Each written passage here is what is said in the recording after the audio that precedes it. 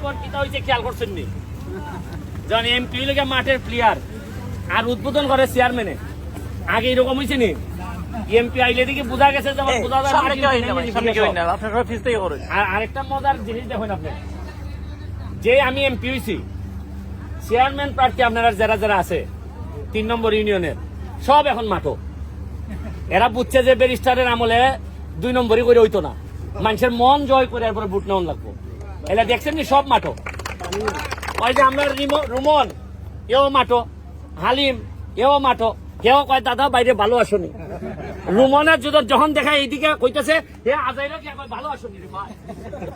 আর যদি আমি একজন দিয়ে টানতাম, ধরেন আমি রুমন দিয়ে কইলাম যে তুই বেটা ওই বেশি ওর, তাইলে আর পার্টি আইলো না, কইলা না যে আর মায়া মহব্বত করে লাভ নাই।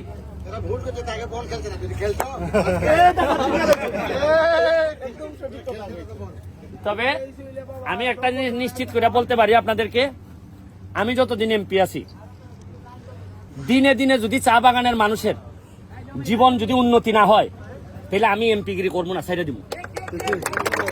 কারণ এবার চা বাগানের মানুষরা আমারে সারা বাংলাদেশের মানুষের সামনে আমারে সম্মানিত করছে।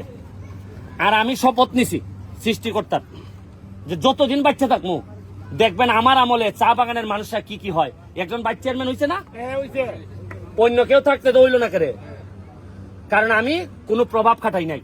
আমি বলছি যে যে জনপ্রিয় সেই নেতা হবে। সে যদি চা বাগান কেন, সে যদি যে কোনো জায়গার নেতা হয়, নেতা হবে সে। নাকি না আপনারা মনে করেন যে চা বাগানের লোকরা আমি এখন বইলা দিছি, এই রাস্তায় যত দোকান হবে, এই চাঁদপুর থেকে একেবারে তেলিয়াপাড়া পর্যন্ত যত দোকান দাকান হবে, যত আমি জিনিস বানাইমু, সবকিছু করবো হইলো চা বাগানের লোকজন, এবং বিনা ভাড়ায়। কোনো ভাড়া এদের কাছ থেকে নেওয়া হবে না। এই যে আমি এই সন্ধি একটা করছি, দেখছেন না, একটা যাত্রী সামনের মতো করছি, যে লাইট উঠ জ্বালাইয়া।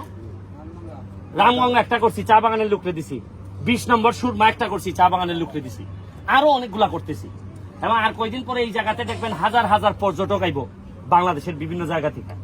আপনারা 2 বছরের মধ্যে দেখেন কি পরিবর্তন আমি কইরা দেই, আগে কি ছিল আর পরে কি। আরেকটা জিনিস আপনাদের বলি, এই দেখেন, যে এমপি প্রতিদিন লাত খাওয়ার জন্য প্রস্তুত থাকে, এর আর মারবো কেটায়।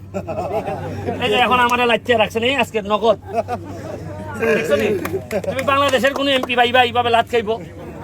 হ্যাঁ, আমি যে এখন লাত খাইবে প্রস্তুত আছি, কইছি বাগান তুই মার ভাই আমার। তারপরে তুই যে ভালোবাসা দিছস, এটার ঋণ আমি পরিশোধ করতে পারতাম না। এইবার খালি আগে কইছিলাম না যে মজা মারে ফজা ভাই, আর আমরা খালি বৈঠা ভাই। এখন হইব গিয়া মজা মারবো চা বাগান ভাই, আর নেতারা খালি বৈঠা ভাই। Thank you.